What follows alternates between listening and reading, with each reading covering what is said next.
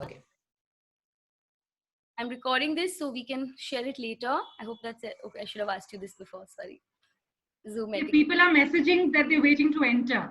Let them in. Let them in. So I'm admitting all. Yeah. Oh. Okay. And in a second, I will just hide the non-video participants. So it's just us.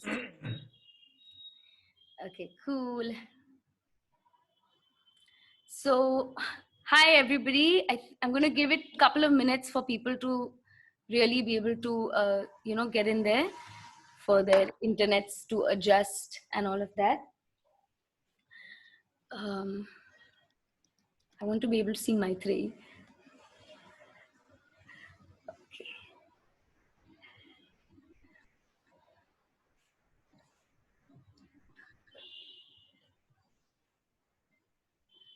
All right. Can everybody hear us? If you can just say yes, put it in the chat so that I know that we can begin. Trying to just, okay, cool, great. I'm getting quite a few yeses. So this means we are audible. Hi, Nimi, Brinda, Avril, Paramita, and Marcel. Welcome. Thank you so much for agreeing to do this. So everyone, I'm trying to be really on time because Marcel has kindly agreed to join us, though he has a show today. So he's going to run, get a COVID test, and jump on stage right after this, which I think already is something to think about when we're talking about mental health in our times and what performance might look like after this. So I'm just going to jump right into it. We have with us Nimi, who is a theater director, a writer, as well as an arts producer and manager. We have Brinda, who is herself a therapist and runs a school that trains therapists, and is a dancer and a choreographer herself. Avril is a visual artist, a mover. She uses many different mediums such as film and text in her artwork and is also a trained therapist. Paramita is a curator, a dancer choreographer, and is, I'm sorry, I'm letting people in while I do this, and is joining us from Calcutta. She's an activist and has been very, very active online, creating platforms for people to perform, to work towards the environment as well. Marcel is joining us from Switzerland, and he is a theater director and an activist, and he works a lot in the device space. And I've been following and watching the work of all of these people for a long time and have had the pleasure of actually working with many of them. And the reason that we're doing this today is because I think we all feel, and a lot of looking at the number of people who've joined, that this is possibly a topic that needed to be discussed for a long, long time. And the pandemic has brought it to us in our faces. But I just want to start off being clear that this is not just about the pandemic. And therefore, I'm going to go already into it with my first question. And I'm going to address it to Brinda, if that's okay, Brinda. And that's because this actually came to me from Brinda. So Brinda has been helping me and a few others run something called Circles of Resilience, which I'll talk about later. And in these circles where a therapist, and in this case it was Brinda, supporting 10 artists, one of the things that came up in this circle that she did with us last year was the need to differentiate or distinguish in some way between the performer, or not the performer, sorry, the person and the practice. So the artist and the practice. And while this feels really common sense and like, yeah, duh, it really hit me hard because in the context of what was happening in that circle, I realized that I myself was definitely not looking at those two things as separate. And so I was under the illusion that I'm really investing in myself, the person. But I think what became very clear to me after she said that, and I started to observe myself and really like witness with more sort of scrutiny in a sense, was that I had been investing in my practice and thinking that I'm therefore investing in myself, and those are not the same thing. So just to start in the context of artist life before pandemic as well. Brinda, if you'd like to respond to that. Sure. Thanks, Dia, for bringing that up, actually, because I was trying to remember. Yeah, so I think what I was talking about is often we identify ourselves with what we do, especially when it's an art form, where because it comes from us, so we're very attached to it, very close to it, and what that demands and what is in our well-being are often not the same. So I think in my practice as a therapist, my the aim is always, or the idea is, how do we stay true to our personal process, and that personal, and how do we follow that wherever it leads us, both in the work we do. Sometimes it comes up in work, but it also comes up in relationships. Often there's a lot of anxiety and tension, but how do we make this relationship work, as opposed to, can I be true to myself and be willing to follow that path? Because when you're focused, when you're focused on your sense of self, then you're also working, or digging into your resilience. Whereas when it's something else, your work, your art form, your practice, your family, it takes away from you. And you'll end up feeling drained or burnt out. So if your process leads you into the arts, and then wonderful. But if your process leads you out of it, to have the courage to follow that for a little while, and to honor that. Yeah, is that kind of what Yeah, you were? yeah.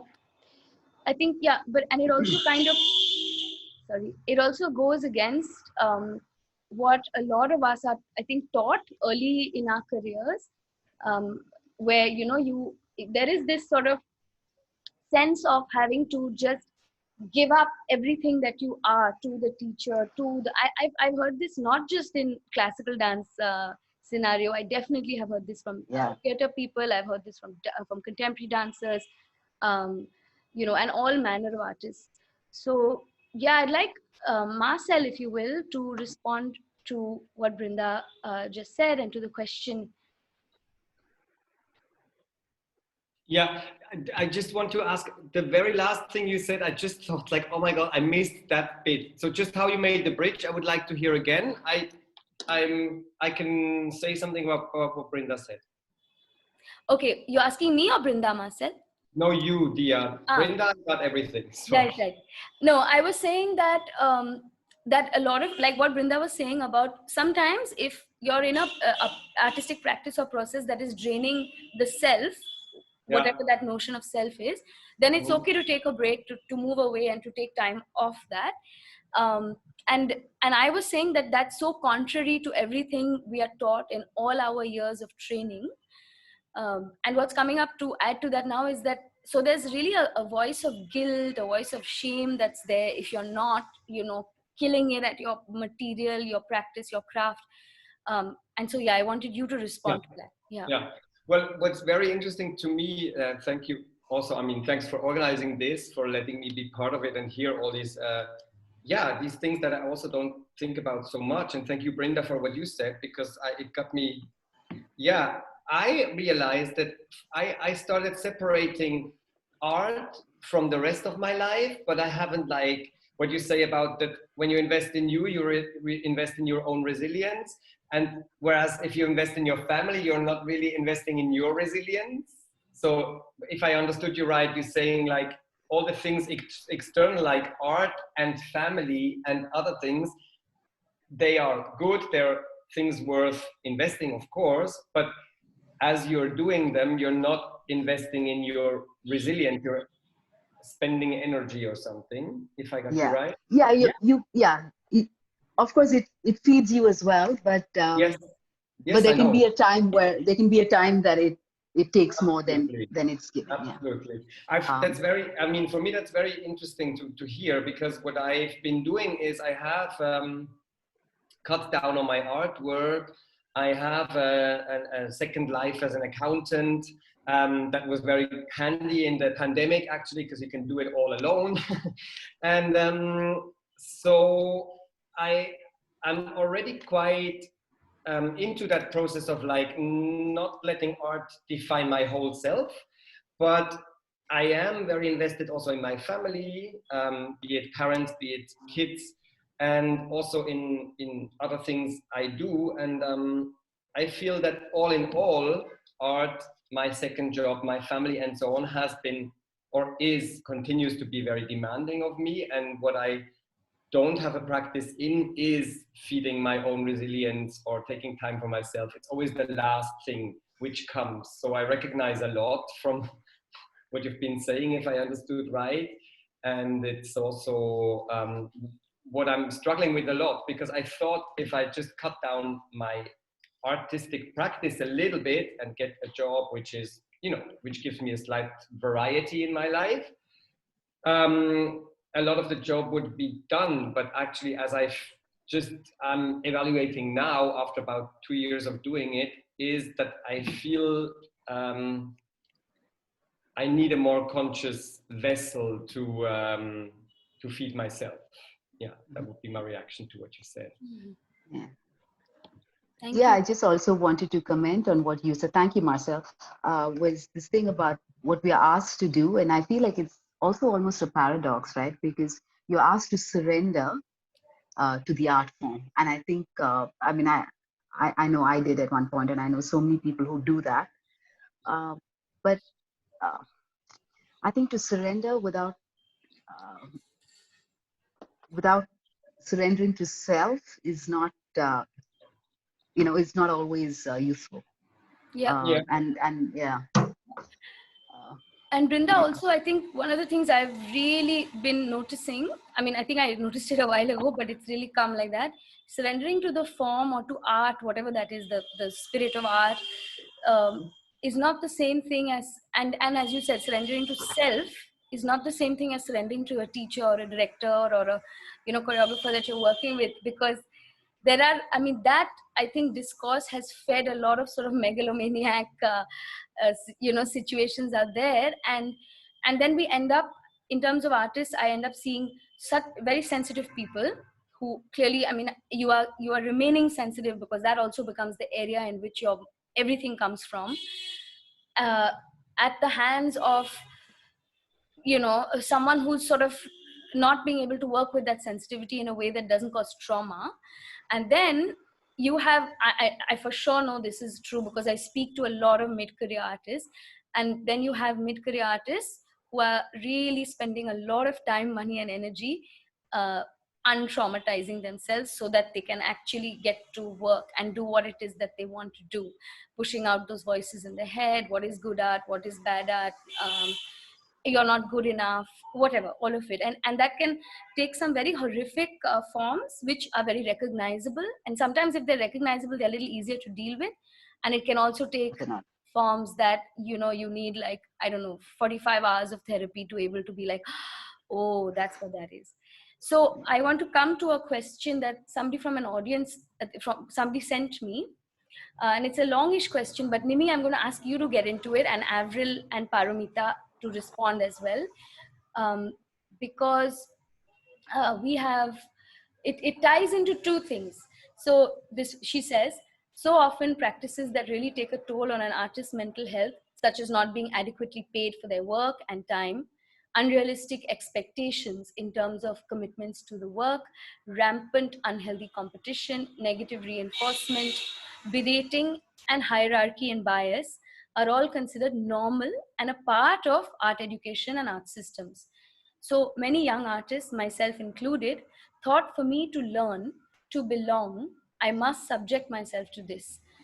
There is no other way, because we were never exposed to any other way. Is there a way to approach this on the ground level? And how do you tell an artist that they can be an artist without subjecting themselves to mental breakdown and fatigue? Where does one draw the line between respecting a teacher and standing up for themselves? It's a long question.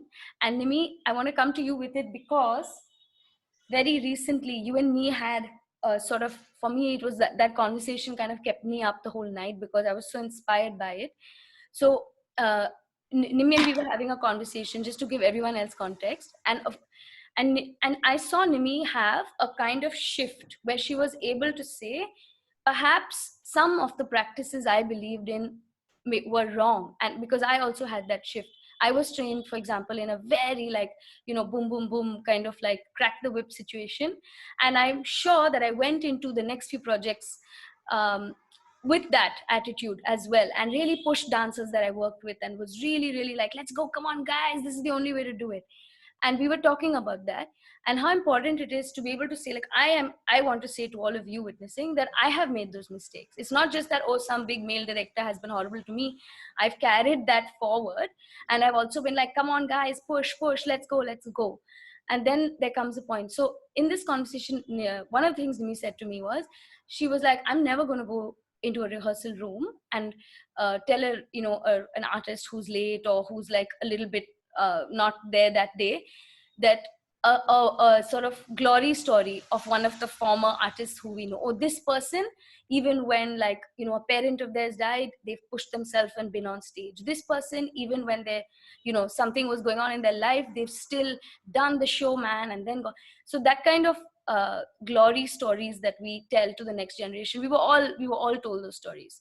The legends have done this, so you must do it. So Nimi, that's why I want you to answer this, because you were so honest and you said, no, there needs to be a change, and I will make that change in me first, in the way I work. So I was really blown away. So, so many things there in that question, and then what you said. I was brought up on these stories. This is how I started doing theatre. I was only 16 when I started doing theatre, and these stories kind of drove me, I remember Arundhati telling me that when they were doing Road to Mecca in Delhi, the actor, I can't remember if it was Aru herself or Malika Prasad, she broke her leg the previous day. She was on a wheelchair on the stage. And for me, I never thought that, what is Malika doing in a wheelchair a day after she broke her legs? For me, it was, my God, the glory of theatre, and this whole thing about the show must go on. I mean, there are songs, and of course, I really did believe that, it doesn't matter what happens, but who is this commitment to? Who cares about this commitment? Nobody's driving this except we ourselves. But it was very romantic. It was glorified so much, and the stories that we've been told. 3 of my all-time favorite actors in India, when one of their parents died, they were not in the country, and the story is told again and again and again, that they insisted on finishing the shows, coming back. Some of it I've seen. I never thought of it as problematic till, there was a time when my mother was very, very, very sick, and my brother was actually rehearsing a show. Every day I wanted to ask him, if you're in the middle and something happens, should I call you? Shouldn't I call you? But I was too scared to ask him, but I wanted to, because it has to be his decision also. He never took a call and things were okay finally. But he was at home. So, but these things I've not been able to reconcile, as much as I've heard stories about, people bleeding from the head and doing stories. So I don't know. And over a period of time, I felt that actually, you know what? I didn't feel this. One day when we said, we have to do the show at any cost, my brother told me that it feels like some kind of propaganda created by producers to just keep people working all the time and, kind of get off the hook so that people don't think about themselves. And I thought, producers, okay, Broadway, West End, producers in India, what producers? Who has money to be producers in India? Artists themselves have to produce their work, right? So it is not about money, actually, It's just this thing about, I don't know what this glorified notion is that we've created for ourselves. But now, since we realize it, it's still great stories. But at least on my part, and somehow I feel such a heaviness here, I don't want to tell these stories, even though they are wonderful stories. We can tell better stories, really. And also, personally, I'm also at fault here, if anybody comes even 5 minutes late to my rehearsal, I make a huge fuss. But for what? If somebody messages me and says, I can't get an auto, I'm like, why do I need to know this? Because I'm thinking about the rehearsals. But I think 5 minutes, 10 minutes, half an hour, my God, nobody has ever died in this world because a show didn't start on time. Nobody has died because rehearsal didn't start on time. In fact, nobody gives a shit, Of course, you go to Rangashankara and 7:30, 7:35, it's okay, it's really. But we have to tell ourselves this. And I'm telling you that telling ourselves this is as traumatic. For me, when things don't start on time, that is also very, very, very, very traumatic, only because I've put this into my own head and into the head of other people. So I have realized that I have also troubled a lot of people to do with things like time and everything. Maybe other things also that I haven't even thought about. But I think all this has to stop at some point, and I don't know, with me, it stops with me. Regarding everything else that you read out, the thing about money and underpaid, it's real. How do we ask for this in a country that has no infrastructure and no funding? It's very easy to ask for it in Switzerland. Marcel and I have had long talks about it. You remember what your rights are, your unions, all of that. How do we ask for it in a country like India, where 5 people get together, form a group, and you just do whatever you can with whatever money you can? Yes, you can, because the person who heads that organization or that group has more agency than the rest of us. So it is up to that, especially because, directors, people who head groups, teachers, they're also older. Everybody else, we all come very young into this, but at some point you're the older person. So I think it's for them to think that at what cost do I make this show? At the cost of a bunch of youngsters who are consumed by the glorious theater. And if I don't have any money, should I still make the show? Is there anything else I can do? If there is a little money, how do we do this? Sometimes I feel not having money is not the problem. Not having these discussions is the problem. People are working. Nobody knows whether they're ever going to get any money or not. My brother worked for 1.5 years when he was young. And for the first show, he was paid 200 rupees after 18, 19 months. And he felt like he'd achieved something great, I have done work for the best part of my life. It doesn't matter what work, administrative work, artistic work, whatever. I have never been paid for years till, we started Sandbox. So anyway, money is a very problematic thing over here, because we don't know what the solutions are. Does it mean the theater director doesn't start anything at all? Because who asked him to start anything and not be able to pay, right? Then what would happen to people like me? I can't say for everyone. People like me who would never have learned anything, So the best part of my life, everything that I've learned has been learned while doing free work. But this is 2021. This is not 1998. So to remember that also, and what the solution to this is, I don't know. But we at least have to start thinking about it. Exploitation, and it is exploitation, whether we accept it or not. For instance, I was part of the Rangashankara festival when the theater opened. We had 75 volunteers, and I'm personally responsible for some of this, where people worked day and night. Students from Mount Carmel College would go back home at 2 a.m. after work. They loved it. They were all there. But 2 a.m. for a theater not to take any responsibility, and I was also there, right? And they should have taken responsibility for me also, but I'm not talking, at least I'm older. I'm talking about young kids, for them not to have money to travel by cabs. For us, anyway, it's not one. There are hundreds of examples like this. But I'm not saying let's dwell there in the past and let's, kind of flog ourselves. But now maybe we can say, really no more of that. And how do we make sure that this happens? So those are things that we really need to have conversations about.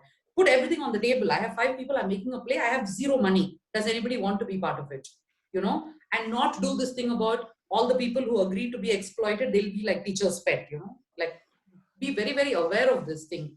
And the more aware we are, the more I think we can work towards something being a little better. I mean, this is all I've been able to figure, but I'm sure, I don't know, Brinda might have like a better idea, or one of you might be able to add something which is a little more nuanced. Mine's I'm just unloading, because I don't know the answers to any of this. Thank you, Nimi.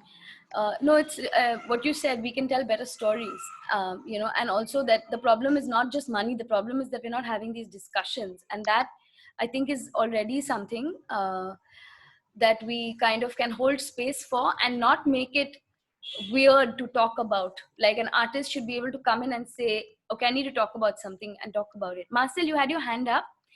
Yeah, I know, but I'm doubting because not everybody has spoken yet. Maybe I will say it later. Okay, we'll come, because I want to come back to you right after Paru and Avril respond. So then, thanks, Marcel. So Avril and Paramita, you coming from, making a bridge with what Nimi says, and also everything that's coming up for you, because I know that it is.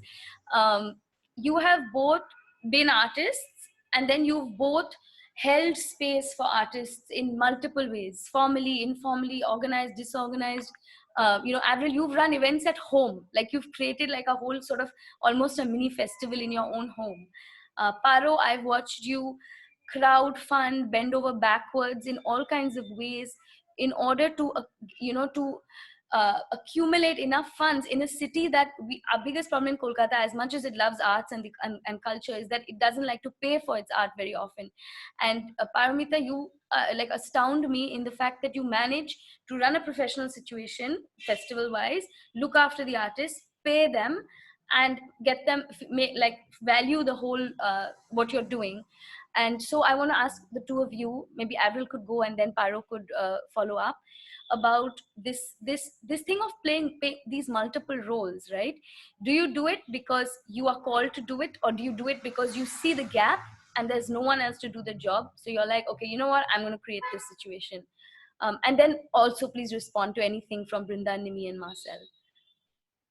Right. So yeah, to answer your question, there, for me, like the event that I was running, it was called Power Cut. It was mainly to bridge the gap, because art galleries are not really open spaces where you can go and get a chance to show your work, especially someone in mid-career or starting off. So we wanted to create a space where there's good work shown without this kind of power hierarchy. So the first 10 artists were the two of us actually did this together, myself and my friend Renuka Rajiv. And the two of us called our favorite artists to start off. And then that was the first show. We had no money. But we started introducing this exit fee that people have to pay when they leave, how much ever they want, 100 or more. And that would cover all the costs that we needed for the production of any of the artists, if they wanted a smoke machine or they wanted a blackout. So we were able to do that. But the main thing about it was that the artists who showed their work get to nominate the next set of artists, and they get to nominate the next set of artists. So we weren't curators in that sense. We were just offering our space. And what we were mainly do was the curation part of it was just like which work goes next to which and which one is shown. So yeah, that was mainly to bridge the gap. I started to feel like there are so many artists from different mediums who are not interacting with each other. And we're all isolated and we're all such a small community. And it would be nice for everyone to meet each other so that we can create larger works that are outside of our small, like, individual scene, like photography scene or dance scene. So that was the main idea. But this thing that Mimi was talking to, and I think this idea that, artists need to struggle and then make art, like, there needs to be struggle. If there's no struggle, then what's the point of art? And I was also from this belief, and I was in really shitty situations in my life, struggling to make this kind of art, And then I found myself in therapy really early on because it was a bad idea. And for some time in between, I started to worry, like, wow, now I'm not in these like horrible toxic situations. So how will I make work? Like, where is all the juice going to come from to make this work? But, it took me some time to realize, like, you don't need to struggle. Your life does not need to be shit for you to make good work, And I think that is something that all of us have to understand, because I do work with young artists who are like waiting to feel overwhelmed so that they can draw, or, I don't think that's how art should be made. I try and focus with people on what their individual process is of art making. And when it comes to this work culture thing, I think it's difficult to have these strong boundaries where you can tell your boss, like, I will not take calls post 6 p.m., for example, right? But what happens is there are a bunch of people who will do it. And then management or whoever's in charge will be like, but we don't want to listen to your personal stuff. Like, everyone else is taking calls. It's the same thing, like, undercutting prices, rates.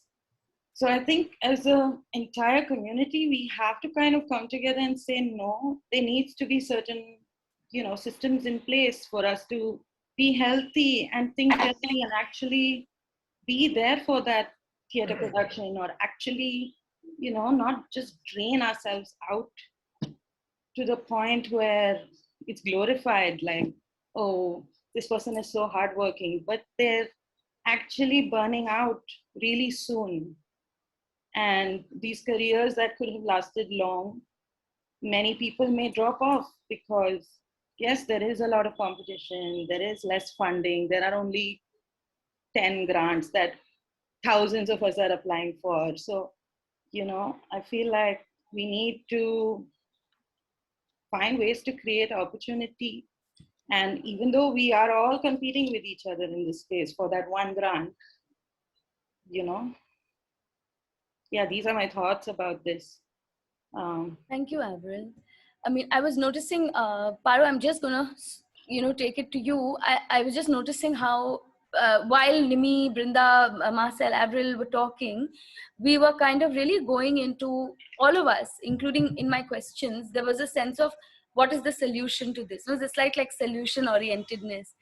And I just wondered if, I feel like we're really at stage -01, like we're not even there to say what are the solutions. I feel like we have to be like, guys, this is a problem.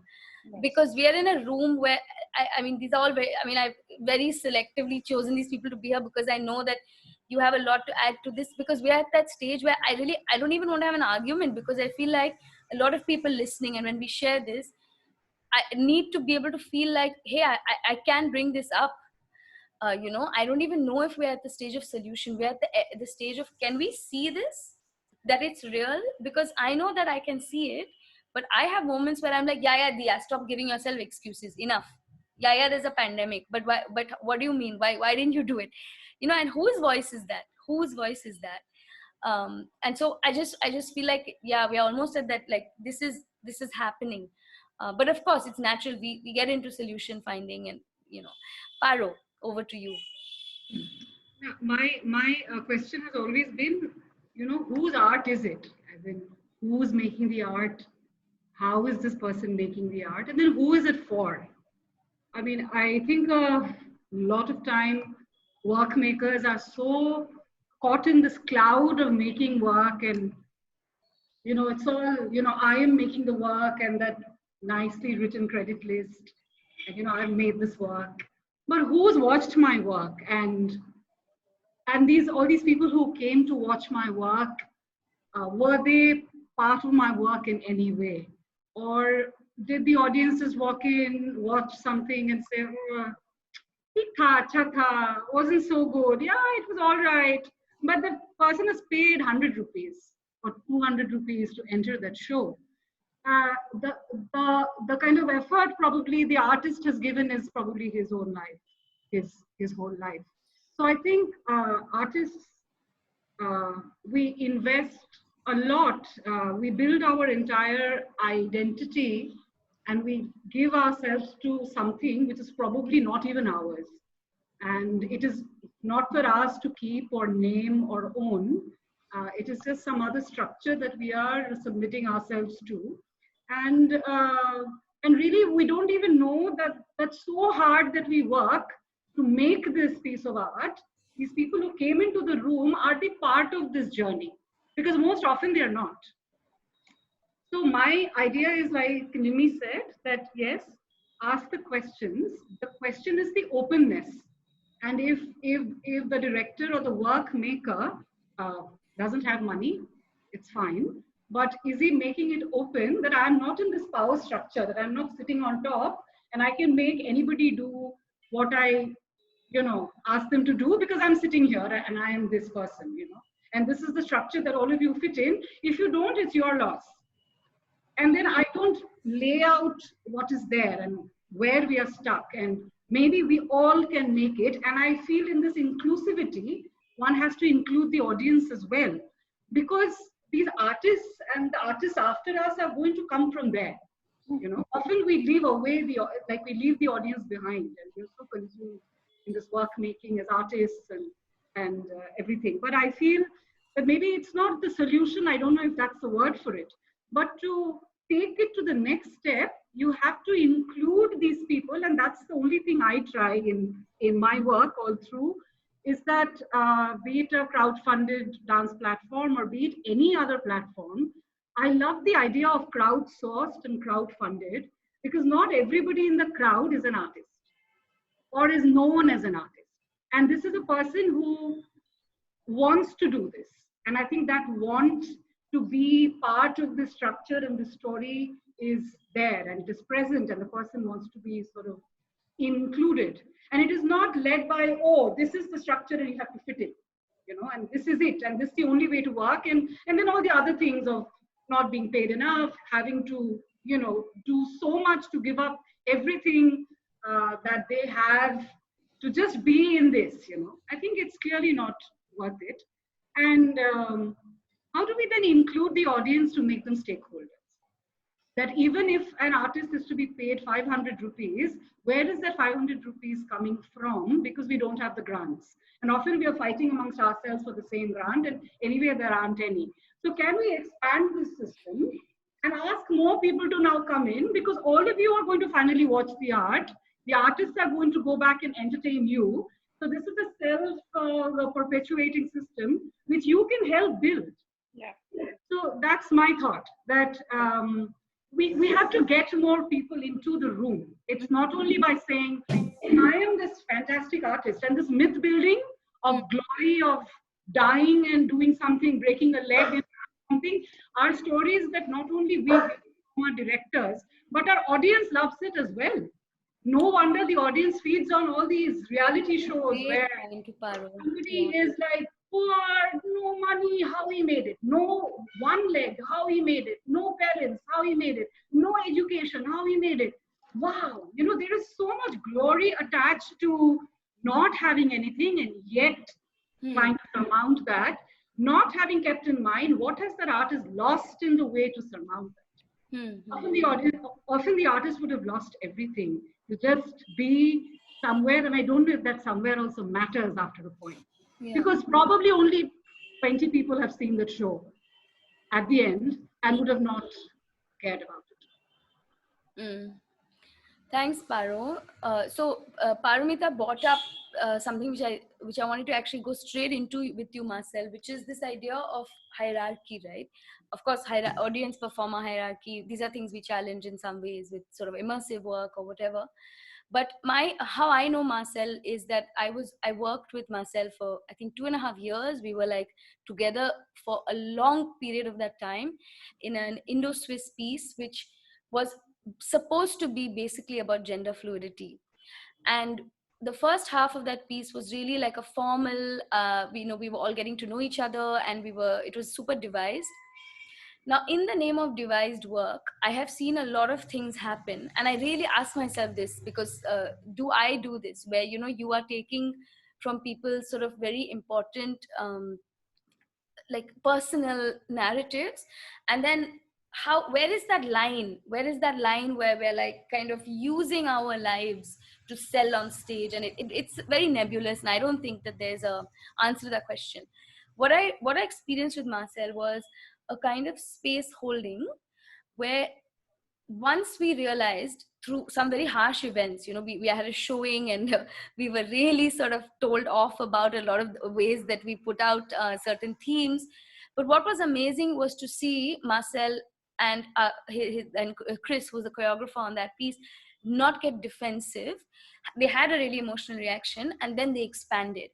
And what then happened was, in the room, we were able to, when we met a few months later, this time in Switzerland, the previous thing had happened in India, the process was to make room for really nebulous topics. So yes, we are focused on, say, gender fluidity, but what's coming up, developing world versus, like, you know, sort of really rich country. What's coming up, brown skin versus white skin. What's coming up, female versus male. What's coming up, you know, caste coming up, privilege coming up, language issues coming up, and for me to watch as a director, knowing, and in Switzerland, it's like you said, Nimi, it's so super organized, right? You have like month 1 process, month 2, and this is the premiere. It's already fixed like way before. And so even though we're working, sort of shuttling towards that date, I watched Marcel make space for all of those things, not separately from the work, but somehow with an awareness that all of these discussions, these fights, these conflicts were really feeding into the work, because the work was somehow larger than just trying to make a piece on stage. And then we had a situation where one of our cast members stayed, applied for sort of to stay back in Switzerland. And I thought, oh no, because I've had directors from foreign countries really diss that kind of thing, where they're like, if you do this, you endanger the project. But I saw Marcel and Chris just say, the artist's life is far more important than this piece that we are trying to make.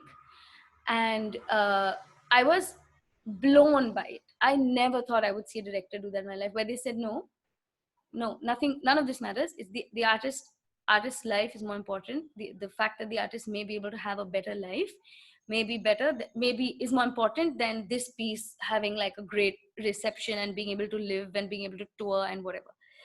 And Marcel, I mean, first of all, thank you for that, for seeing that, hey, that's possible. We can work like that. And as it happens, it ended up doing really well, and we ended up becoming a family, actually, all of us. And yeah, and it was really honest. We still fight, all of that kept happening. So Marcel, I'd like you to speak to that, the fact that we can make good work that is devised and that makes space for people's real shit, like real life shit. Yeah, well, thank you for for speaking in that way about our work. It's yeah, it's really wow. I haven't been so close to it in a long time. Well, for me, it all starts actually with what Nimi said. So basically, like, it's really nice now to be back. Like, I could really, like, I was very inspired by what Nimi said, what Avril said, what Paramita said. And what happened to me was that I was going also to the theater with that dream of, like, I don't know, doing art like all of us, I guess. And I was really, I can say today that I was also, as a young person thrown into the professional life as a sub-assistant, I was totally traumatized by how things work. It was really, truly patriarchal terrorism I was thrown into. And I just knew I don't want to ever, like, I mean, I was struggling for 2 years, maybe, thinking like, okay, where am I going to find my place in this? And I decided, well, I'm not going to, like, I have to, if I'm going to continue with this, I have to kind of do something else. And then I first wanted to be autodidactic, like just a self-taught director with a self-taught group. And I went to some organizations in Switzerland, and they all said, like, fuck off, you go study and come back with a degree. So that was clear, it was fine. Then in all the, how do you say, in all the very, in the schools which are very top down and very like academic and very much on like prestige, I was not taken. I had no chance whatsoever to be taken. So eventually I ended up in a Dutch school in the Netherlands, which was completely on like physicality actually. And I was a person who never liked to move. I hated moving, but somehow in those auditions, I was probably so, because I didn't know what I was doing. I was probably so open and available that they took me there. And so I had the I had the big luck to be then educated at a hippie school, basically, which had some of the structures, some of the authorities, some of the people who wanted to kind of maybe be the boss or keep it together and stuff. But basically, I can say I had a lot of teachers which were not like that, almost all of them. And then, and this I think is a very important point, I became the one asking for it. I didn't take them serious sometimes. I wanted someone stricter. I wanted to have that feeling that somebody is strict with me and like squeezing something out of me, which then is the juice that Avril, I think, was mentioning, I'm not sure.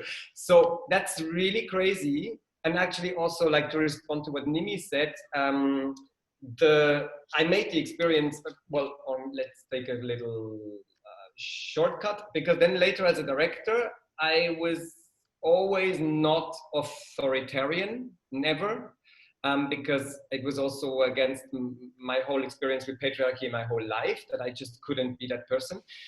But what happened to me was also a lot of people were giving me really, really hard times, and also the rest of the team, because they were asking for this. So I think really, like, as we are leaving the path of authoritarian, patriarchal, directed stuff, we have to clarify expectations in the beginning.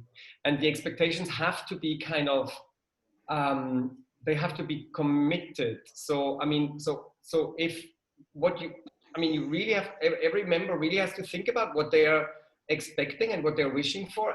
But then also it needs to be possible that you can come back to it and say, like, well, but look, we're trying to bring the things together, and you're leaving now what you first said, this is what I'm expecting. So there I think we have to be really careful in order not to have an anything goes atmosphere in a process, which can also be very harmful for all the other team members. So I think it's just really, really good to clarify those expectations.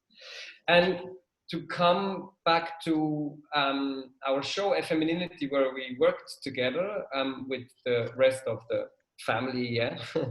I think that became something really personal and big, and also because it was a cross-cultural production. Like, so together with this not wishing to be imposing came really this kind of thing of like, I mean, and also probably Nimi remembers, like, we were also a bit annoying in this, like, we were always like this, well, we don't know.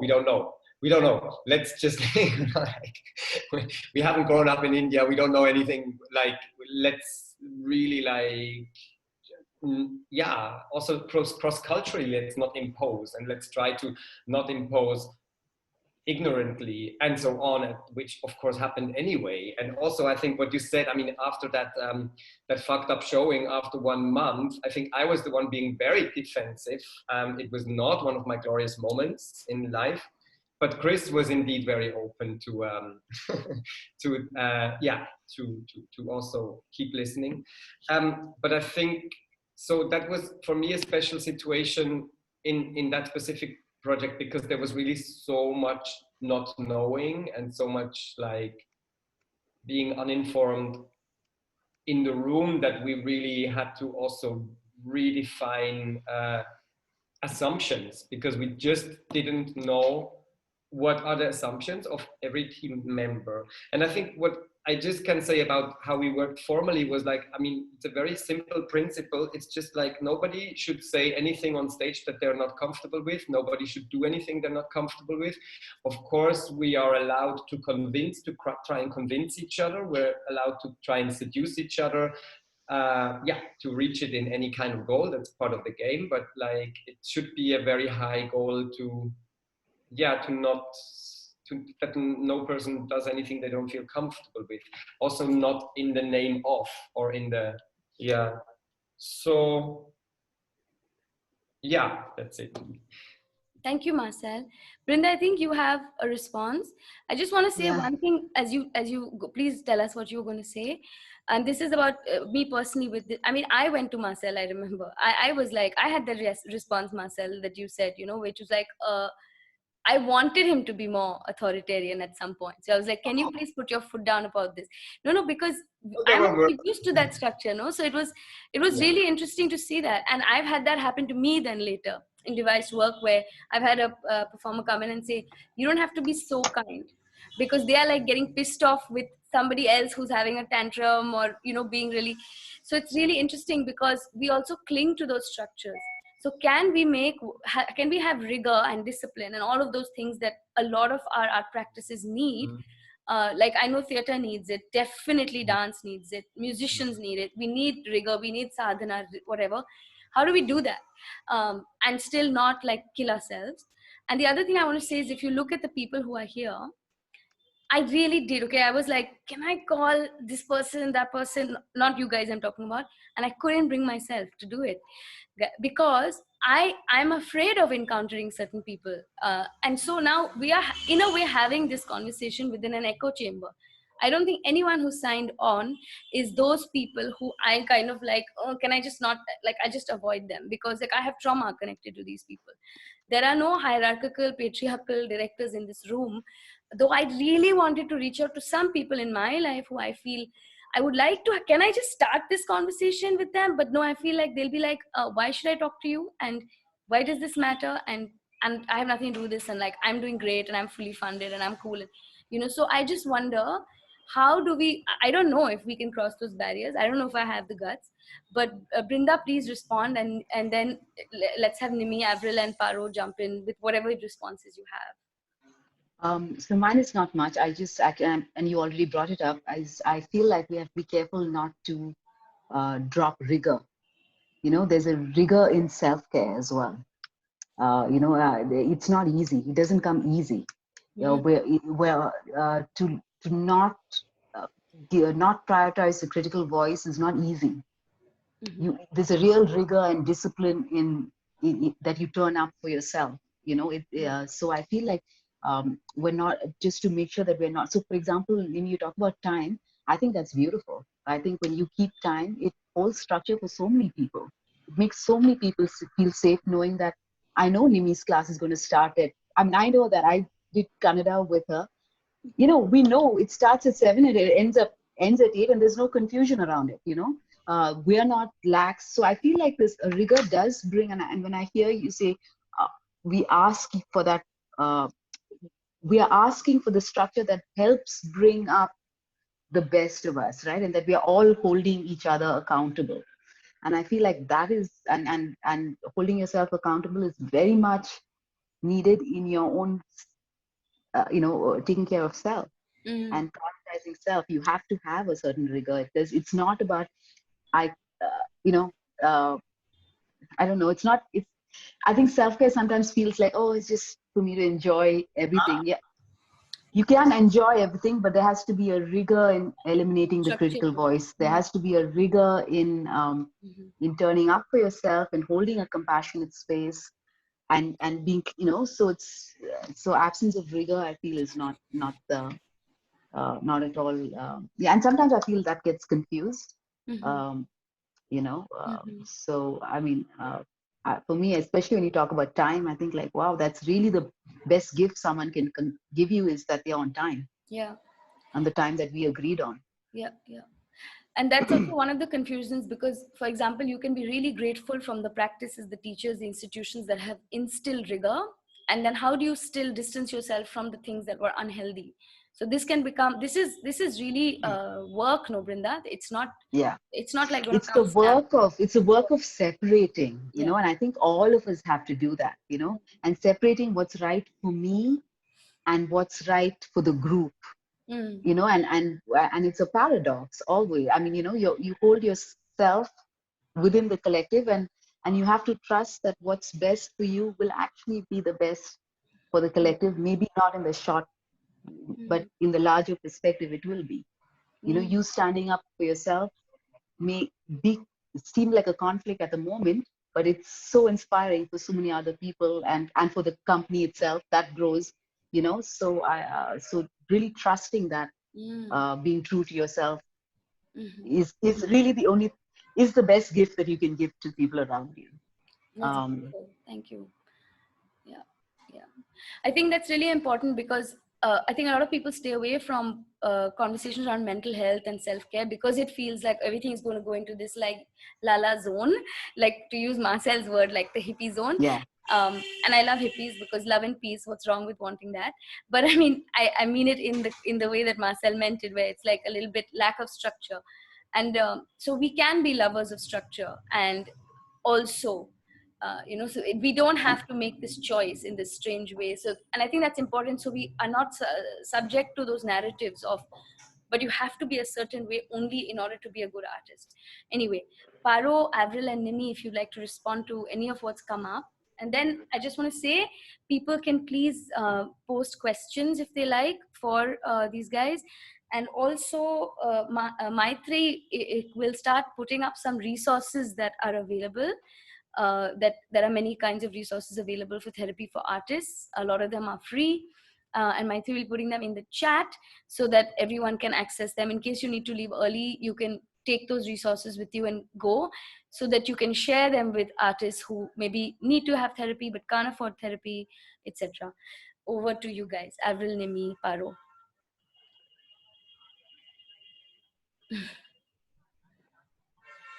I'd like to add something to what Brinda said. This thing about time, why it's such a problem is not because you turn up on time, but giving the rest of the world a really hard time because they didn't make it on time. So not coming, not, you know, I don't know, it could be anything. My mother was sick, I didn't get an auto, I didn't have money, I ran out my shoes, whatever. Those 5 minutes, those 10 minutes, they mean really nothing. So yes, the rigor of being there on time, but not to be so, these are only instructions to myself, because you said you didn't want to speak to you, Diya, directors who might be authoritarian or whatever. I can't speak for the 6 of us, but I cannot absolve myself of everything. I have not been like great about small things like this, you know. I mean, I'm saying small things. To somebody else, it might have been a very, very big thing. But like I said, I also worked in another time, right? So things like this were not only like okay, but it was important to do these kind of things. But we have to talk about what's happening today, and should we still follow these structures? Should we stand for something like this? Maybe not. That doesn't mean that work gets done and everybody is like floating 10 feet above the ground. You know, that's not going to happen. I mean, I don't see it happening at all. One more thing I wanted to add was that there are so many of these amazing stories when somebody says, theater changed my life. And truthfully, it did. It really did change my life. Will art save the world? We don't know. But individually, I think all of us in many ways, you know, art, theater, dance, whatever it is, it has changed our life. What we don't hear is the number of lives that theater ruined. The number of people who never want to dance because of what happened to them, because of their teachers. The number of people who have been so traumatized that maybe they don't even want to watch it anymore, or they don't want to think about that. Those are also very important stories, you know. I mean, I'm not saying we put it out there as glory stories, but we must always remember that for the 5 people whose lives were changed and enhanced and they're still here, think about your journey from age 16 or whatever it is. Think about all the people who came and the people who fell by the wayside. Where are they now? Why is art not continuing to change their life? It's because of the behavior of many, many people. So we also, all of us, whether intentionally, unintentionally, we leave a lot of damaged souls on the way. And I think we have to do everything that we can to. Thank you, Nimi. Paramita, would you like to? I just wanted to add that, of course, we are talking here. We are all of a certain age, I think, here. But really, the struggle is for the younger generation who are, you know, typically in that 18 to, I don't know, 18 to 30 or 18 to 25, when they're still in that, you know, when they're hoping that that rigor and the structure will save them and will kind of, you know, allow them to be more established, be seen, be recognized. And they're often looking for help to be guided and sorted and organized in that line, you know, where they fall in line for people to notice them and be seen. And I think there is a major gap there. Where do people go? Where do people ask the questions of what next? And that now I'm training here, I'm not happy with the training, or I'm not happy with the structure, or I'm not happy with the behavior that I get. I'm not happy, but then where do I go? And then where else? And then how? And then how do I make work? So I think there's this tremendous lack of this kind of a structure to hold this younger generation, that yes, you do need to be on time, but then people won't really die if you don't. And why? You know, I think that that why, and to include them and to allow them to ask the question, because they are told right from the beginning, they join a theater company or something, is that when you join, you are to be serving tea. But that's the standard thing we hear in Kolkata theater. When you join, the first year, you only serve tea. And that's how you learn, by the way. You serve tea, you get the jar from everybody, you learn, and then the next year you might get a role where you will wave a dupatta. And then in the next year, probably you will go somewhere else. So how is the journey empowering for anyone? Does it really change their life? And I always feel, because I end up working with young people, they always have these questions, you know, and they will send you something, they'll send you a little piece or a little recording, and they'll ask you to correct them. And I always end up telling them that I'm not offering you a correction. This is just part of your journey. You know, this is the something you've done, and tomorrow when you do this, it will be something else. So I am probably not the best person to, so they always have this, they're waiting for people to come and save them and put them into the structure and, you know, organize them in a certain way, whereas probably they don't need that kind of organization. So I think we have a role to play to build these spaces for the next generation. We really need to do that. And yeah, and especially because the pandemic has accelerated so many things, so many kinds of learning, so many kinds of access. I think we should just make the most of it and make all of that available to more and more people who seek that kind of help. Really, not everyone is on Instagram. Not everyone is on Facebook. Yeah. And they're struggling. I meet such people like almost every day. Yeah. In some way or the other, who reach out to say, oh, I'm from this small town and there is no good network, so I can't really attend an online training, or, you know, this is where I am stuck and this is my teacher and this is what we do and I know I can do more, but I don't know what to do. So yeah, we really need to find ways of access into these spaces and build. I know it's a tall order and it's probably very, very, very, very difficult, but but that's, I think, where the focus should be. Thanks, Paro. So I'm going to use that to go straight into this with Avril. To obviously please respond whatever came up for you with what everyone else said, but also to talk about the pandemic now, because I really didn't want this to be just about the pandemic. So, but now that we have just about a little bit of time left, I want to make sure that we do talk about it. And I'm going to just add to what Paramita said, which is that already we know that, for example, 1.5 hours is not enough to talk about mental health situation or need for that discussion in the arts. And now to add to it, we have a situation where this has happened. Money, self-worth, and okay, so in the urban space, we are able to take care of each other. We are organizing like therapy circles online, and we're, you know, people are doing all kinds of things. But what happens if you don't have, like Paramita said, good internet in a small village somewhere? And it has, I mean, I've encountered it too, working with, you know, kids that are far away. And it's really like, so you're teaching a class, someone in the city is being able to access it beautifully, but somebody in a small village in Assam is coming in, going out, coming in, going out. And I mean, I know that, what do I do? Because the end of those 5 classes, this kid is going to feel like, and is going to drop out, which is exactly what has happened. So, I mean, what I'm going to is like, Brinda and Avril particularly, are we in a place where we're going to walking into a situation where post this, if there is a post this, or even as we find ways to work with this situation, that mental health is going to be something that we really, really, I mean, if someone says to you, I'm sorry, I missed rehearsal, I just couldn't get out of bed because I lost my so-and-so last year and it's hitting me now.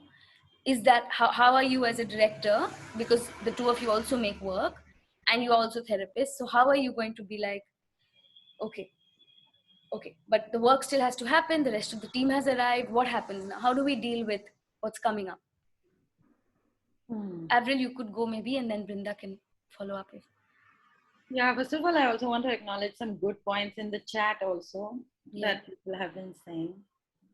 Yeah, so I mean, around the pandemic, it has, I mean, I think to specifically answer your question, I'll come back to it a little later maybe, but what I've been noticing is a drop in productivity, right?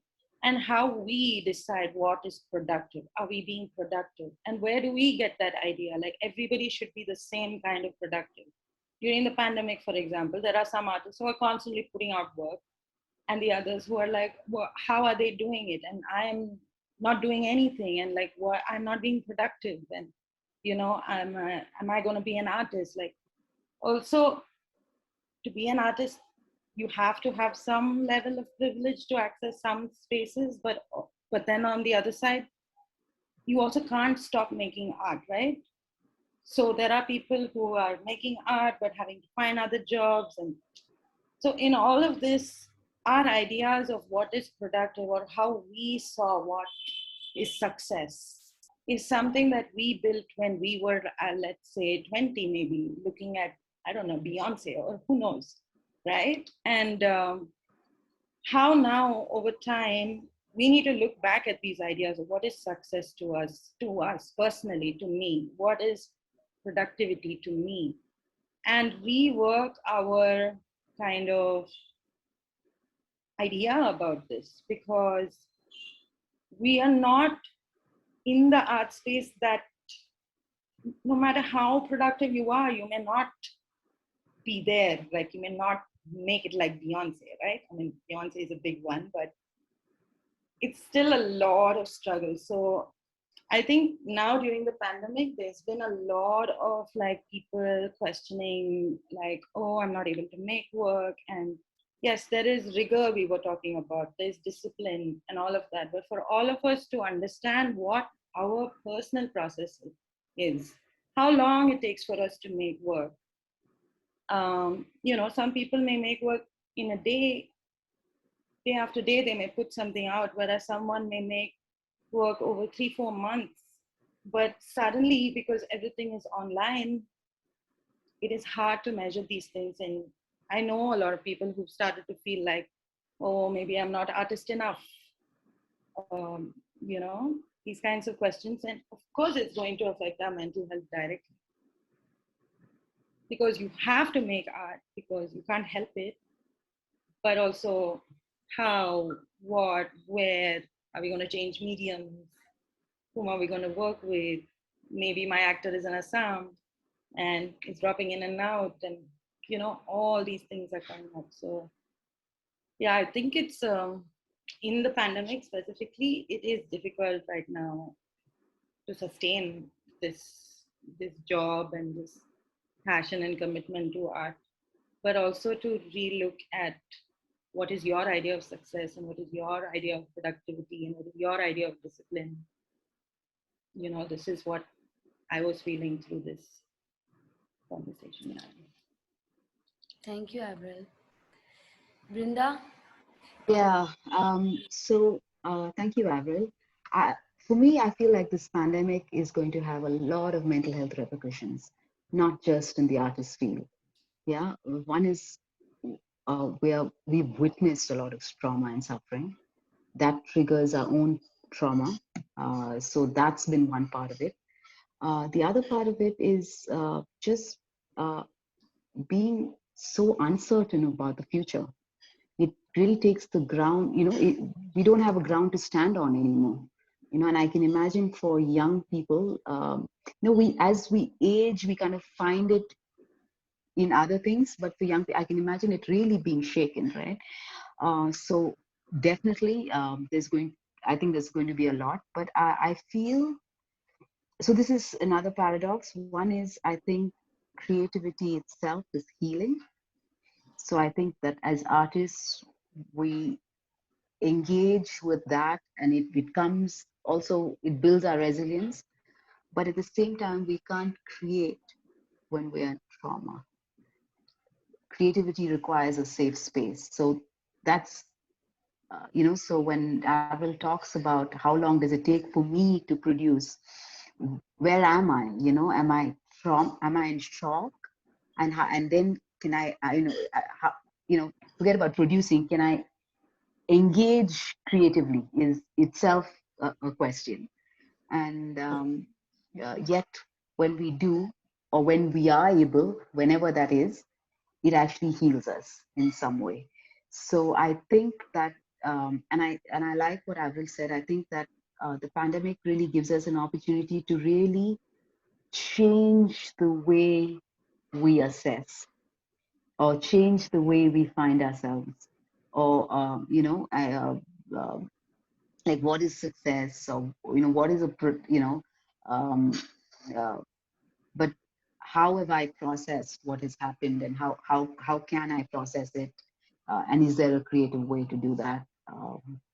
Yeah, I don't know if that answers your question, but yeah. Thank you, Brinda.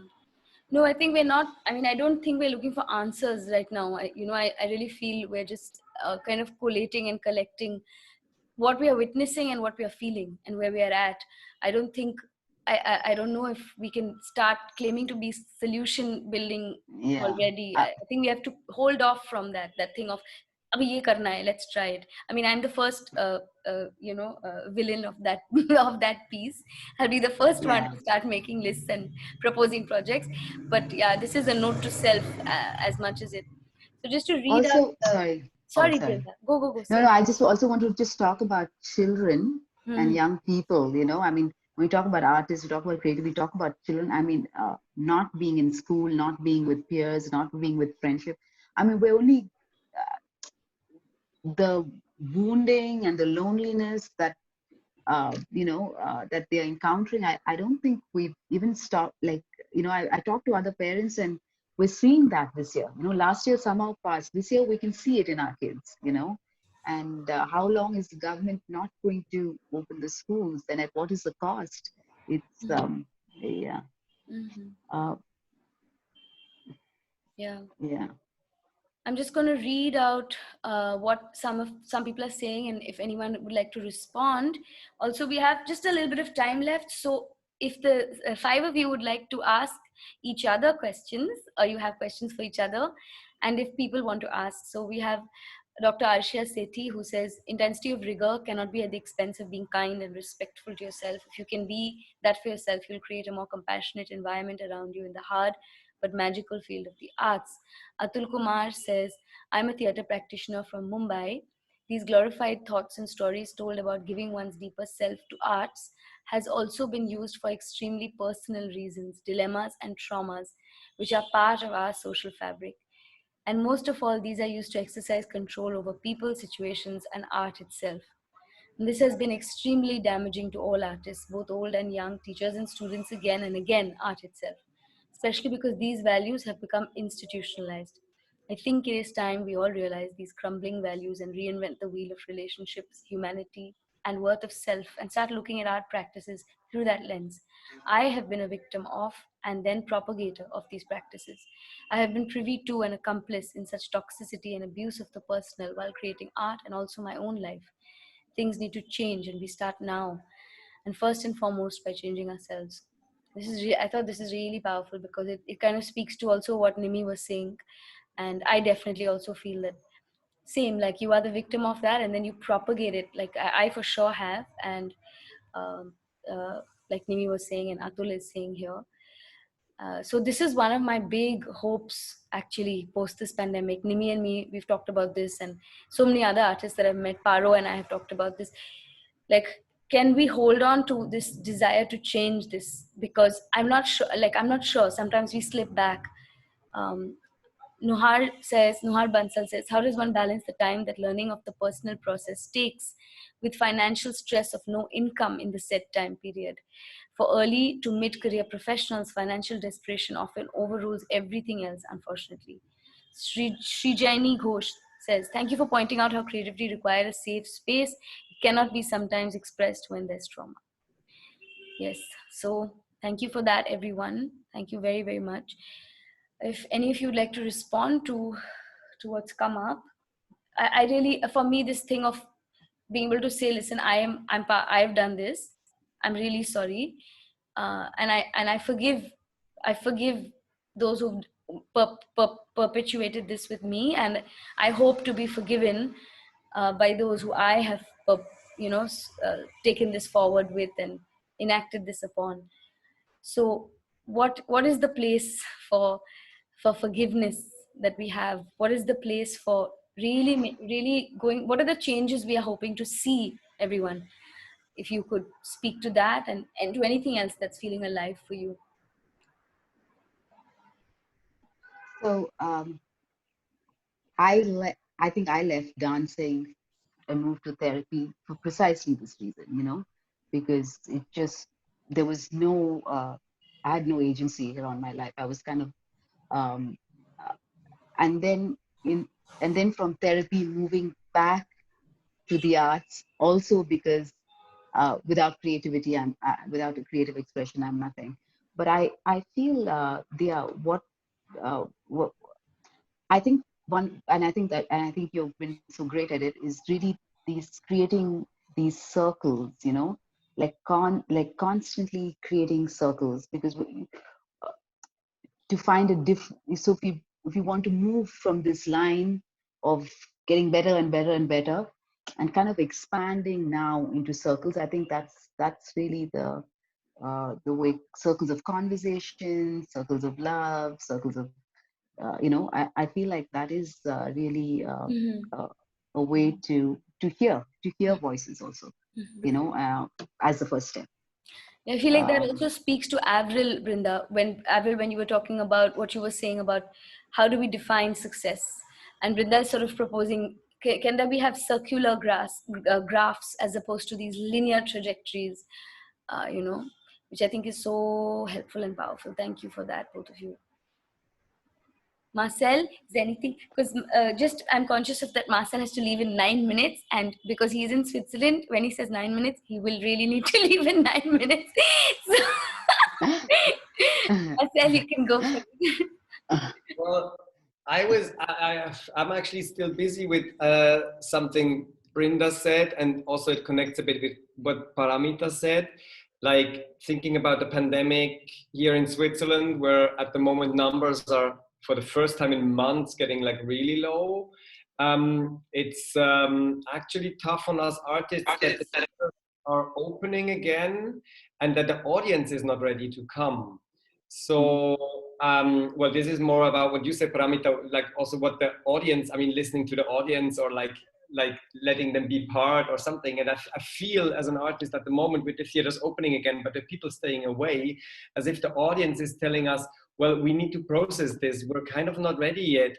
It's nice for you, you can work again. Maybe they think that, maybe not. But it's just for them, like they're kind of not ready. And we're very curious about what's going to happen in the summer months, and if after the summer they will be ready or not. And so this is one thing that made me really curious, like to not think as an artist, like, oh, well, where is the audience now? But to really think about, like, okay, what could a dialogue be of, like, talking to the people of, like, why are you not coming? Is it just, have you gotten out of practice? Are you scared? Are you, have you become comfortable? Whatever. And then what Brinda said about this, well, you cannot do art when you're in trauma or when you're experiencing trauma. This is, of course, like, I mean, as Dia said before, like, we know we have a show, and we know we have then and then rehearsals, and it just has to be ready. So I guess it creates a completely different dynamic with what happens with pieces or how pieces are created. So I'm very inspired by this statement, like, okay, when you're in trauma, you cannot make art, because I guess in this kind of bubble, and I think that's also a reaction that we have here to the pandemic, is just we're just planning. We're planning the show, like, doesn't matter if there's audience or not. No matter, like, we just plan, and then the show has to be ready, and whatever comes out is the work and is the art. And of course, because that is shown in the end to an audience, even if the artist is not ready or has been experiencing trauma, is a completely different proposal for people to witness something than if an artist is really at a point where they say, okay, this is my work, it's finished, it's here, let's celebrate showing the piece I want to show. Because we are so used to just, like, in a half-finished process, just finding some varnish and putting some cream on top, you know, like, so that's just two things that I'm taking with me and that inspire me. Yeah. And maybe two things to share about what we're experiencing here. Yeah. Thank you, Marcel.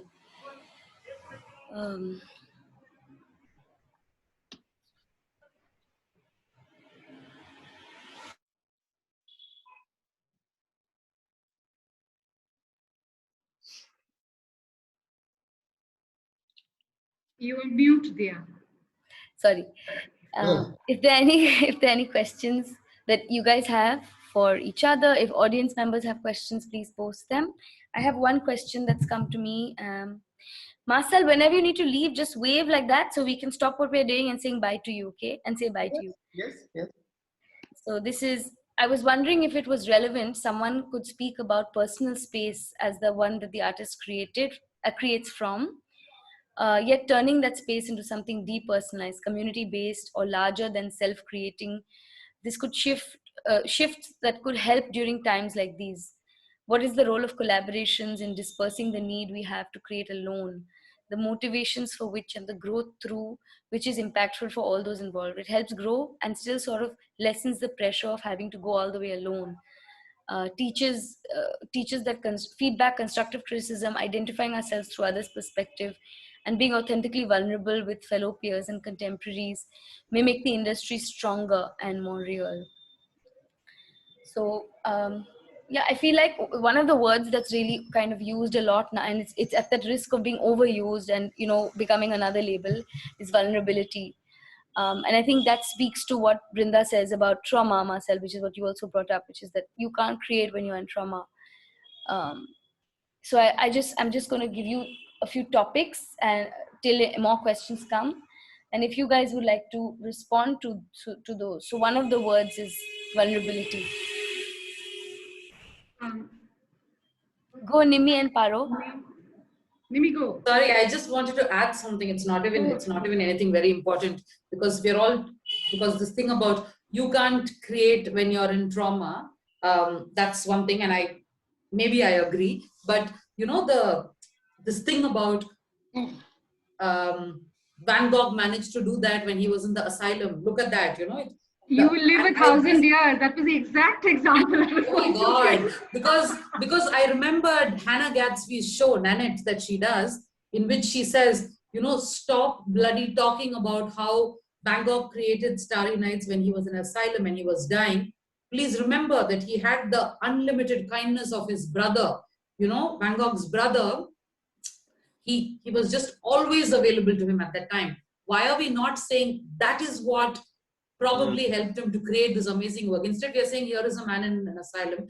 And I remembered I watched Hannah Gadsby's Nanette, and it just struck me so much. And just yesterday, I was talking, I don't even know whether it was yesterday or today, I was talking to this really, really close friend of mine about, I think we watched something, I can't remember the real context, but it was about, you know, it's not even something about artists, though I can't see what the difference is. Somebody in a prison system, you know, in a high security prison, because they committed like the worst crimes in the world. You can't punish them any more than they can take it. They can take anything, they don't care. But what they can't handle is actually kindness and compassion, because that's not something they've ever received in their life. So coming back to, you know, this perpetrating violence, and in fact us continuing to perpetuate this, this is again something I was talking to my friend about. Who in this world doesn't deserve a second chance? Everybody, right? No matter what your crime, everybody. At least I think so, no matter what your crime. But what does that mean? That, you know, there are these second chances that to be taken continuously? No, it means you acknowledge that you've done something quite terrible. You acknowledge, you feel that you need to be forgiven for that. And in turn, we don't push it further. So somewhere that circle of, in some way, this toxicity, this violence, it can stop. But for that, just like anything else, whether it's being a teacher in the arts or a director or a person who's been called out in Me Too, wherever that is, that acknowledgement has to happen. It can happen for the self, it can happen in public, it can happen wherever, but somewhere that has to happen. Without that, all this is like, I mean, I don't see how it pans out otherwise.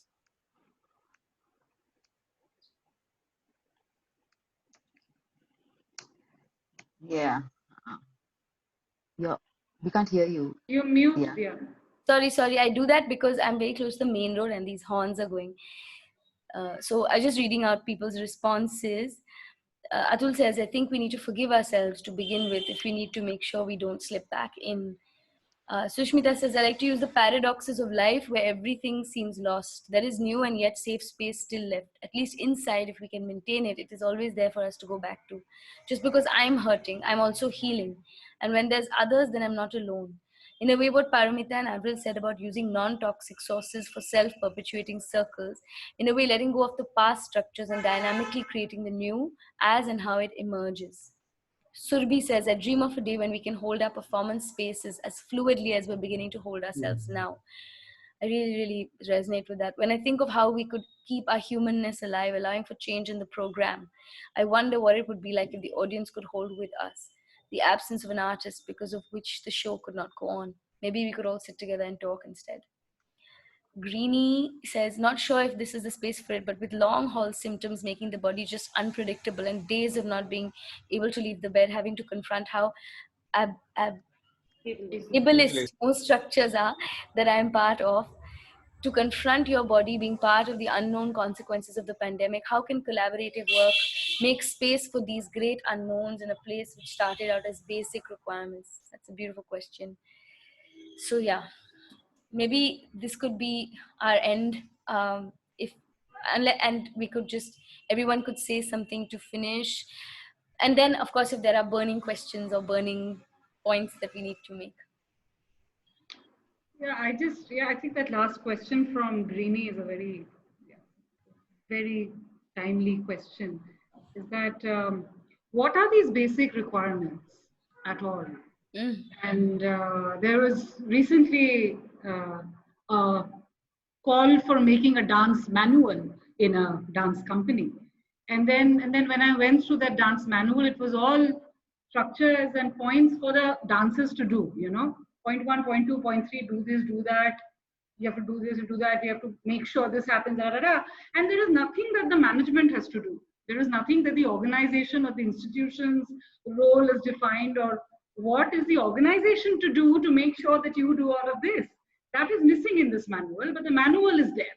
And it's being given to the dancers as a printout which they have to sign and say, oh, I received it, which means if I've received it, signing it, it means that I'm going to live and die by it. So I'm saying, what are these basic requirements exactly? If I'm working with an artist, what are those non-negotiable points that I will stick by?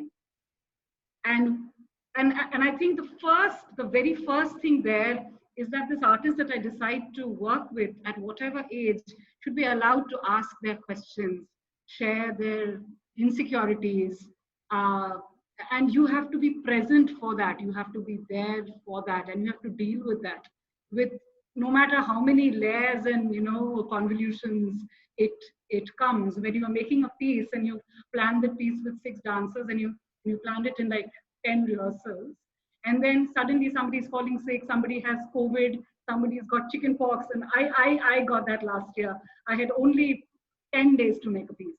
And of the 6 dancers, people kept falling off, of various reasons. And then how does the piece still go on? What happens? And then am I willing to listen to all of that? So what is this structure, even though it is nebulous, because we are not used to structures like this, there are certain non-negotiables you have to agree on. But the first thing you decide is to listen to the artist, and make sure that you pay that whatever small money for their time. And you think about, okay, it's COVID, how are they going to practice, or how are they going to come to rehearsal? So I just think that the first very important and probably the most important thing is to allow yourself as somebody, as where we are probably, to be able to listen, because I think we are clearly not listening most of the time, because we are so busy listening to so many other things, including our own various issues, that we really have to make space to listen to whoever And if we just start listening, we'll see there's so many people who are waiting to ask you those questions. So I think, I'm really glad that this is happening, because you decided to have this, to have all of us and the audience to be present and ask all these questions. Thank you, Paru. Maybe I will go soon, but well, if I would like, yeah, have something last to share, I think it would again be this, like, just clarifying these expectations. I think it's so enormously interesting. I mean, first, why do people come together? What is the interest of artists in each other to depart on a work together, and then taking that time in the beginning to really find out, okay, so what about this initial fascination is actually in the room, and how can we find ways to negotiate that? They can be strangely balanced, they can be hierarchical, they can be a lot of things, but just clarifying or keeping to talk about these expectations, and then also, because an expectation is something invisible or something fugitive, how then to make an expectation into something concrete that everybody contributes to. Yeah, this is something that has kind of accompanied me while hearing all of us talk. And hey, thank you so much. It was really exciting to be in this round and to hear, and also thank you very much for these. I mean, I was just like, while preparing, I was reading some of the things that SMART is doing, or some of the things you've done with mental health and art before, and it was fascinating for me to catch up on, or get a little overview over what's been happening. So thanks a lot. Thank you, Marcel. Have a great show. Yeah, maybe I will send you the link to our show so you can watch the trailer. Oh, lovely. Please do. And how amazing that you agreed to do this with us, even though you have to jump on stage. It's insane, but thank you so much. That's fine. It was So my glad pleasure. you're here. Thank you. Thank you so much. Yeah. Okay, I will just post that, and then I will have to leave. Please do. Thanks, Marcel. Okay. So I wanted to say that I don't really have any closing statements, but I feel like this is an opening for us to be talking about something like this, you know? I feel like yeah, we can't rush to a solution, but we need to keep revisiting this conversation and talk about it. I mean, all I can think of right now is all of us who are kind of in places where we can not propagate toxic and unhealthy environments for work for artists. We should take that step and do that. And also, I think Nuhar's hand is up, has asked a question that goes like, how does one balance the time that learning of the personal process takes with financial stress of no income in the set time period? For early to middle career professionals, financial desperation often overrules everything else, unfortunately. And it's true, it does. And I don't have an answer for that, but that's where we are at right now, right? We don't have these answers, but at least in having these conversations, and I don't know how we can have this conversation outside of just our echo chamber, because like I'm looking at the people here and there's so many names that I'm familiar with. So how do we, you know, that is something that I'm thinking about. And yeah. I mean, I think this is really a conversation. Hi, Nuhar. I think this is really a starting conversation around this. I mean, I'm sure there are conversations happening everywhere, but I think we have to start. And like, I really agree with you, Avril. Like, I don't think we are anywhere near a solution. But then to bring what Brinda said earlier, which is like, even that doesn't have to be linear. Perhaps we have circular, proposals, something like this. So I also just wanted to say, I think I think this came actually from a conversation with NIMI about when I think she said when women produce and women direct and women, and really have agency around it. And I find actually the work of Sandbox Collective very interesting because, or like something that I would kind of feel safe around, or because I feel like there are artists who've gone into the space of producing with a good amount of introspection. You know, like willing to ask the questions of themselves and of people around them. So I feel like then immediately you can see the quality of the work is different. You know, the work that comes out of it. So I feel like yeah, you know, so each, and I feel like really for each of, I mean, I know that everybody here is doing it. Maybe not me, but the rest of you all are really doing it. But I think to trust that more, and to know that it's needed. You know, it's needed to and to shift the existing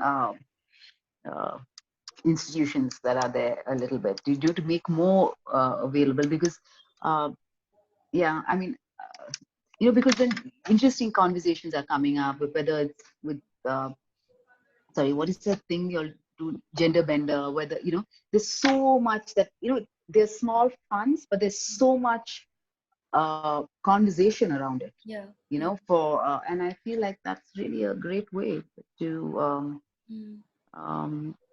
yeah, and collaboration, having each of us kind of support the other in brainstorming, and you know, I mean, I find that that's been very helpful for SMART, even though it's not an artistic project, but I feel like that's been immensely useful, you know. Yeah, but Brinda, I mean, I also, hi Nuhar. So Nuhar has a question. So we'll go over to Sorry. Nuhar. I just want to end with, I mean, I want to just bridge with Brinda because one of the things that, for example, when you have access, for example, let's say Brinda is someone who has access because she's running a space, and I just want to say that, for example, Brinda and many of the therapists that have actually come out of SMART end up holding space for what we do, this circles of resilience, and they do it, you know, for free, because they just want to make sure that artists have a space to come and speak. And like that, there are a lot of people who are organizing. There are many resources, so please guys, scroll in the chat and take screenshot it or whatever, share it, because there are, we recently found on Facebook an artist who had said we can't afford therapy, and you know, and I remember all of us jumped in. We're like, no, hey, because sure, it is true, therapy can be very expensive, but there are things being organized now that you will have some way. And sure, therapy isn't the only way, but it is one way for sure, and it's a very useful way, and it's available. So please, if you know an artist, it's likely that an artist who really needs it may not even be here, will not want to hear this discussion. That's possibly a big thing, right? If you're already here, means you already recognize certain shifts happening. But if you know someone, send it to them, because you never know when you're planting a seed, and even if they access it 6 months later. So Brinda, thank you for doing that. I can't acknowledge that enough. And over to So Nuha. welcome. I want to answer Nuhar's question. Actually, it's not an answer. Also, I want to add to what Brinda said, but it's not about our organization or anything like that. You know, that it would be horrible to talk about that with two former grantees and one person who has interned with that and all of that. It seems dumb, but what can we do in this period of no income? Early career, mid career, I'm even talking about late career, I'm talking about seniors.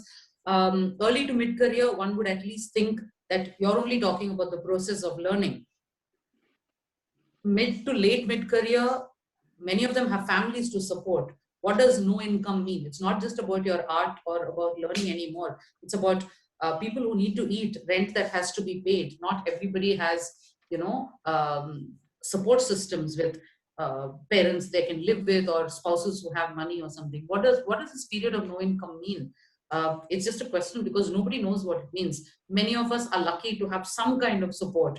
There are hundreds of people. My heart broke when I heard that some theater people in JP Nagar, friends, I knew them, you know, that they were selling idlis on a cart because they needed money. So it's not about what do we do because we don't have income.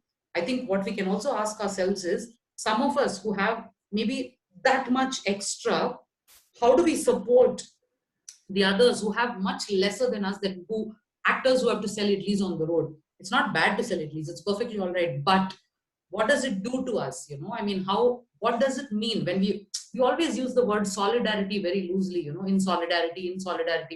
What does in solidarity actually mean? I'm not saying that you have to, you know, sell your house and do something, but we use it loosely. At the risk of saying something a little more personal, you know, all my life, I have believed so strongly in the theatre community, and lately in many dancers also who I include in this community because we are also friends. I believed so strongly that, you know, I mean, and it did happen because you're there for each other, you know. You can make a call and say, I don't have this for my place, somebody will give you something. You go to another city, I don't have a place, somebody will say, stay with me. All these are very, very important things. And yet, you know, there are other things that when things happen and you feel that, okay, it's just going somewhere else. What I mean is, I think we need to think a little more about what it means when we say in solidarity, you know. I mean, it's not something that you just say loosely. I think we have to think about how much in solidarity we are with fellow artists and fellow human beings. I think that's something that we need to think about. Coming back to your question, Nuhar, you have worked with and been associated with reasonably well-known arts organizations, right? So if you're working with somebody at a point and there is a reason why you need time off, you need a break, these are organizations that you can approach and tell them, and they will take cognizance of it. You know, we were working on a project last year, and Nuhar was, not last year, early this year, Nuhar was part of the project, and we realized that, you know, people are falling like flies, second wave, and what are we doing? This project, why are we even doing it, like struggling? So it's interesting that Nuhar was the person who brought up something saying, I need to take care of myself and there is no time. We suspended the project. We said, it's not just Nuhar, it's also us. There's really no need to do this at the moment. We've just picked it up a week ago. So sometimes it's good for you to say these things, you know, whoever we are, we can tell organizations. Not everybody will take note of this. I can't say for sure that 4 years ago, we would have known what to do. If somebody had said, you know, I can't take a call because I need to take care of my mental health, we would have been like, what do we do? Somebody saying they can't take a call, how do we work on this project, you know? I would have been shocked. I would not have known what to do. Today, it's like, what is this call for? What is a stupid project? Everything can wait. Nothing has to. None of us, you know, the world is not going to end. We can wait. So things are also changing now, 4 hours, 4 years, 5 years, 10 years. So, I mean, these are, there are no solutions, especially to loss of income and everything, but we have to ask these questions and continue to learn. When somebody offers you like a minuscule amount for a project, we have to tell them, at the risk of being thought of as troublesome. Like when Shiva and I started Sandbox, the one thing we said was, no asking for free work, no doing free work. Put this out there, and if people can't work with us, that's okay, and we also can't work with people. So expectations, all these things, you know, I mean, we can do all this because really it's 2021, a lot has changed. So today we can't. I saw a pledge that somebody has put up, you know, a lot of men taking a pledge saying that they won't serve on panels that have 0 women. So I would have thought 10 years ago, this is a good pledge. Today they're saying that if 1 woman is there, it's enough on a panel. Can't they take a pledge saying 50% have to be like not men? You know, I'm shocked that many men are signing this pledge and expecting to be congratulated. In That solidarity. No, they should be fighting for 50%, not men, not cishet men, you know. So yeah, so just stuff like that. We can push for a little more than we would have pushed for last year. It's a great point. Thank you, Nimi. Nuhar, did you want to add to your question? We can't hear you. One sec. We have to. Can you unmute yourself? Yes, now I can. Thank you, Diya. Thank you very much. This has been a very relieving panel discussion to be a part of, a very relieving room to be a part of. I didn't have anything to add to my question, but I just wanted to point out 2 things. One is that from the beginning of the pandemic, I have had the good fortune to be working in the area of safety for performing arts. thanks to a fellowship that I did and some consequent projects that I got to consult on and help with. And I've also been a part of other rooms, specifically like the Theatre Adda and certain other more, smaller groups of conversations across with different people in the performing arts industry. And the conversation about self-care, mental health, safety practices on part of the people who are in authority in a rehearsal room, and on part of people who are on the lower end of the power dynamics. These are all conversations cropping up slowly in various ecosystems, which is so amazing to see, because I consider myself an early to mid-level professional in the field. I came into theater about 4.5 years ago, and I'm just about finding the security of like being able to get jobs which pay salaries, and just about. And that also given the pandemic and everything. So that's something I wanted to just let the room know, is that there are groups and organizations, and especially the ACRI, that the Artex company ka jo the Facebook group, they have recently collaborated with their Delhi hosts, Kaivalya Plays, who in fact are doing a session on arts safety practices in arts on 8th of July. And I mean, I should have thought of sharing the link earlier. I can do that right now. Yeah, please do, Mar. I Just will. add the chat. Yeah. Yes, I will share the link, and a lot of other conversations around. I think we also, one of the things that all of us have constantly been talking about is how we really need to look inwards and start inculcating these practices ourselves and in our immediate circles before we go outside looking for solutions and constructing solutions outside. It's also one of those things involves being mindful of the cross section of these groups that we have.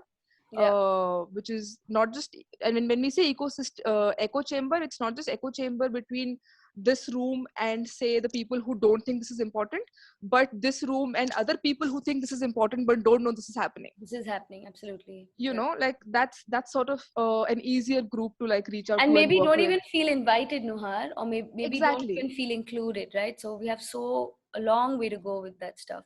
Yeah, exactly. So so things like that, maybe we should really be, if each one of us can be mindful of those cross, like I'm feeling stupid about the fact that I know the people working on the safety project, I know people who I spoke about safety within the other room, and I signed up for this like 2 days ago. Why didn't I invite them, or why didn't I let them know this is happening? And they were like, do you want to just like come over and see what we can work on together? So just wanted to put that out in the room, saying this is something which we can all individually work on, and I'm looking forward to really also be a part of in the long run. yeah. So yeah, thanks. Thank you. Cool. So if Paru or Avril or Brinda would like to say anything to finish, I think Brinda, you guys, I mean, as you wish. If there's something alive, go ahead. No, I think I said what I had to say, and just thank you for doing this. Thank you for saying yes to so many things. Yeah, I think this should keep, this conversation should keep going. And like Nuhar said, it would be good to connect with others who are doing this and just merge. Yeah. Yes, I think just to keep going, I think the last year when I went to that circle of resilience, that really changed a lot of things for me. So I think just keep talking, keep listening, keep making spaces for people to ask questions and be heard. That's all. I think that's what we can, that's where we can start, and then the rest will follow as it has to. Thank you guys. It was great being here. Yeah, thank you so much, Diya. I'm so apprehensive about anything like this because I feel that it's not anything that I know enough about, especially because Brinda and Avril and all, and like I'm like, I don't know what I should even be saying over here, but it was great to be here. Yeah, thanks. Nimi, you had to be here. There's no question about it. I've been telling you this, and yeah, I mean, you bring a lot, and I think that one of the things, as Paro was speaking, I wanted to just to end to say, of course, thank you everyone for taking the time. I know that everyone here is doing a lot and not talking about it personally for people they know, reaching out to people they don't know. And I think one of the things that's coming up for me is to, like you said, to keep going. I love the circular model that you proposed, Brinda, but also to keep reminding each other, because I think we will fall in and out of it, So if you were to walk into a rehearsal room and you watched me going nuts, I would like you to pull me aside and say, Diya, I want to remind you of this moment and this insight that we had, because those habits will creep up. And I just hope that we can give that love to each other, to say, I'm going to call you out very sweetly and kindly, but I'm going to remind you that we held hands in this circle through Zoom, and we decided to at least witness what's going on. So I still remember Diya asking me at Sanskar, Paro, how are you so chilled out? I want to see, like, I've never seen Diya lose her cool. I mean, I can't even imagine, like, everything is like Oh my dripping kind of. And I'm afraid Nimi's that the like other one. Masoom and like 15 other dancers I worked in will be like, hi, can we just come in, right? No. Diya loses cool like you have no idea. I'm a bulldog at the moment. I had a massive fight with someone at the airport, and anyway, I just realized that there are so many better ways to deal with things, and I hope that that, like, I mean, also without being very judgy about ourselves, we can do this. We can hold each other and move forward. And thank you like strong, beautiful women. Can I just say one thing? I actually found that in the pandemic that I found a lot of support and made a lot of friendships. I would think even though we've known each other for so long, I feel like it was really during the pandemic that I connected with you, with Nimi, and I feel like they've been kind of very solid pillars of support. Mm-hmm. Of a certain way of thinking, of a certain way of growing, and I think that's really come from this time of crisis for me, at least, and maybe slightly before the pandemic with the whole political situation, and yeah. so I feel like I found that. Yeah, I mean, I don't know if we'd be having this conversation, right, if it hadn't encountered us in this way and at this mass volume, and we weren't so afraid of people we love doing drastic things, and so it becoming such a big necessity, even though it always was one. So I hope we remember, and I hope we take it along. And I thank you so much, everybody who stayed, who came, and all of you. I will share this so we can all have it and go back to it whenever we like. And maybe all those resources that came up in the chat, maybe somebody can screen so that we can also put it out, and absolutely, or you can put it out and we can share it. Yeah. We can when I share the video, I can also share the resources, and then we can just share, and so hopefully it ripples out. Good night, and thank you. Good night. Thank you, everyone. Bye-bye. Bye.